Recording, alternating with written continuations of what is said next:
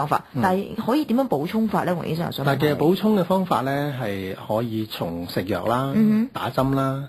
如果喺外國嚟講咧，就可以有啲男性荷爾蒙嘅嘢搽啦，甚至乎咧搽得㗎，搽都得，甚至乎咧外國咧有啲人咧就直情注入一啲嘅好似一啲子彈咁嘅嘢喺皮下注射，嚟到去嗰度有一啲藥物慢慢滲透出嚟嘅。咁但係呢啲咧就香港就冇呢啲咁嘅補充方法，香港咧只係有食藥丸同埋打針兩種。咁但係兩者比較咧，通常咧就打針其實比較安全嘅，因為藥丸咧長期咁食咧，有某啲人咧個肝臟係會出現問題嘅。咁所以咧，譬如喺打針亦都開始咧，其實以前咧一向以嚟嘅針咧就都要可能每2個禮拜打一次啊。咁但係而家已經出到一啲比較新嘅注射方法咧，其實每2-3個月先打一次嘅，都已經可以達至到一個長年365日咧，去幫你推高你個男性荷爾蒙，去到一個比較適合或者好嘅水平啦，可以咁講啦，就唔係太高，亦都唔好太低。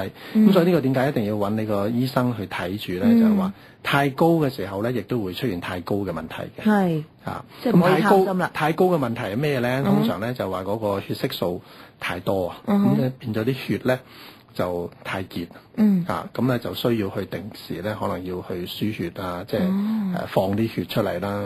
呢個就紅十字會就非常歡迎嘅。咁但係咧，捐血又都要做嘅。咁但係呢個咧就對身體咧就未必需要話一個過量嘅補充咯。咁即係因為呢個原因而去捐血，咁樣你會覺得即係扭曲咗少少啦。咁啊當然即係捐血呢樣嘢就希望大家都定時去做下啦。咁但係翻嚟我哋呢個話題嘅時候咧，咁頭先講過啦，即係都真係大家唔好貪心喎，即係尤其是男士們啦，即係覺得咦性功能又被影響，又或者腦部嘅功能又被影響，唔好理啦，有理冇理都補充多啲啦。但係其實真係嘅，學黃醫生話齋，要有一個咧你信賴嘅醫生去同你商量嘅時候咧，係有一個咧適合嘅水平，太高同埋太低其實都唔好噶嘛。其實一個荷爾蒙嘅補充咧，其實咩荷爾蒙都係噶啦。嗰個原理咧就係太高同太低咧都係唔好嘅。一定要係一個叫做適當嘅水平，一個叫做最理想嘅水平。最理想水平咧就會有一個最理想嘅健康，或者係嗰個生活嘅質素。明白。咁但係咧，可能咧有一啲嘅朋友聽到嘅時候咧，就話係啊，我都係俾呢一個咧，即係因為男性荷爾蒙嘅遞減，又或者因為咧踏入男士嘅更年期咧，而俾一啲嘅徵象所影響住啦。都想考慮下呢一個咧，即係荷爾蒙嘅補充方法。咁但係咧，坊間亦都會話，咦？會唔會有副作用㗎？咁樣長期去即係補充呢個荷爾蒙，對身體會唔會有一啲唔好嘅效果產生咗㗎？黃醫生。嗱，咁喺男士咧呢方面咧就比較幸福啦，因為咧其實如果你去研究過往呢30-40年嘅世界所有嘅文獻咧，適當咁補充一個男性荷爾蒙咧，其實暫時嚟講咧冇任何嘅根據話會導致到某一啲嘅癌症嘅出現嘅。咁所以咧喺男士嚟講咧，用呢方面嘅補充咧係會比較安心啲。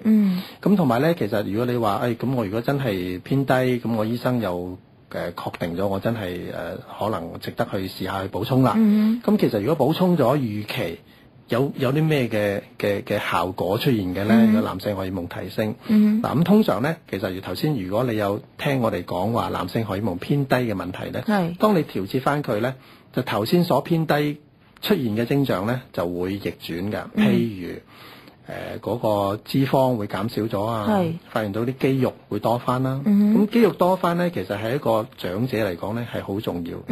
因為如果佢肌肉係夠嘅話咧，佢行路會好穩陣，起碼就唔會跌。咁呢樣好緊要嘅，因為好多長者咧都係由於一跌低，而一係斷骨啊，一係整親啊，咁啊變咗又要喺醫院又要做手術啊，有好多一大輪嘅問題。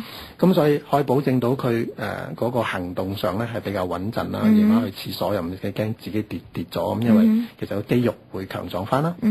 咁除咗個身體嗰個體格或者即係嗰個勞動嘅能力係改善咗之外咧，咁當然就係個腦啦，個腦嘅功能會改善啦。咁喺嗰個記憶力啊、集中力啊、同埋創意能力啊呢啲咧，全部咧都會回復翻一個比較年輕嘅狀態。咁當然第三就係嗰個性功能方面咧，嘅阻障啊或者障礙咧，都會係明顯改善咗嘅。咁呢啲咧就係由一個低嘅水平上翻一個叫理想嘅水平咧，可以感受到嘅分別。咁會唔會即係其實你見到有啲嘅個案咧，都係因為即係有呢一種嘅改善方法咧，而真係令到佢有啲唔同咗，同埋即係都真係可以令到學你話齋啲徵象咧逆轉咗咁樣樣。其實好多如果真係嗰個荷爾蒙嘅水平係偏低，而所有嘅徵象都係由於呢樣嘢引起嘅話咧，好多時你去適當咁補充翻呢啲荷爾蒙去一個理想嘅水平咧，好多時所有嘅好多即係成功嘅個案咧，就都係由於一個適當嘅補充而引起。咁當然呢個所謂適當嘅補充咧，就其實可以有啲我成日講話一個良性循環嘅，因為當你個肌肉係多咗嗰陣咧，即係話你做運動能力好咗啦，可以做多啲運動。咁即係你可以做多啲運動啊，你可以去 gym 啊，你可以跑翻啊，你可以多啲運動。咁其實越多運動咧，頭先我哋講啦，多運動咧就瞓又瞓得好啲啦。係啦，瞓又瞓得好啲啦。嗰個所有嘅氧氣啊，或者係嗰個血液嘅循環又好咗咯。係。咁變咗咧呢方面嘅增長咧，就可以令至到咧，可能你個需要嘅補充嘅劑量咧係越嚟越少嘅。咁同埋咧，頭先咧咪後咧，黃醫生同我講咗一個好有趣嘅東西，就我哋話有好多唔同嘅副作用啊，又或者即係會唔會需要去考慮啊？咁知道咗啦，釐清咗，唔使咁擔心之餘咧，反而就男士咧，如果有咗呢一個補充嘅時候，有陣時咧個皮膚會黑咗嘅喎，同我講。係啊，有時佢會，因為點解咧？男性荷爾蒙一個特性咧，就會令至到個皮膚嘅黑，即係個色素嘅細胞咧，係會對個紫外光比較敏感嘅。咁即係就算唔係點曬都好咧，你會發覺到咧，人哋會話：咦，你去咗邊度旅行啊？點解會咁？點解會咁健康嘅膚色嘅咁樣？哎呀，原來就係因為個男性荷爾蒙嘅影響。咁當然啦，即係大家喺呢方面呢，都想問黃醫生多一啲嘅時候，都可以打嚟1834204作登記㗎。咁同時間都要提多你一次啦。黃醫生話齋啦，咁啊大家都要呢有呢一個適當嘅生活上面嘅配合啦，揾翻你嘅註冊醫生同佢商量啦，同埋永遠即係任何補充都好，任何方法都好，都要有適當同埋適量嘅呢一個兩個字都非常之緊要啊。咁再一次呢，唔該晒黃國豪醫生，下個禮拜再見你啦。Thank you，拜拜。助你提升生命質素，美化健悅人生。A3 醫學抗衰老中心熱線25218989。小明，今日係親子活動日，你屋企人呢？喺嗰度咯。得嫲嫲咋？你又話媽咪會陪你嚟嘅？佢咪係我媽咪咯。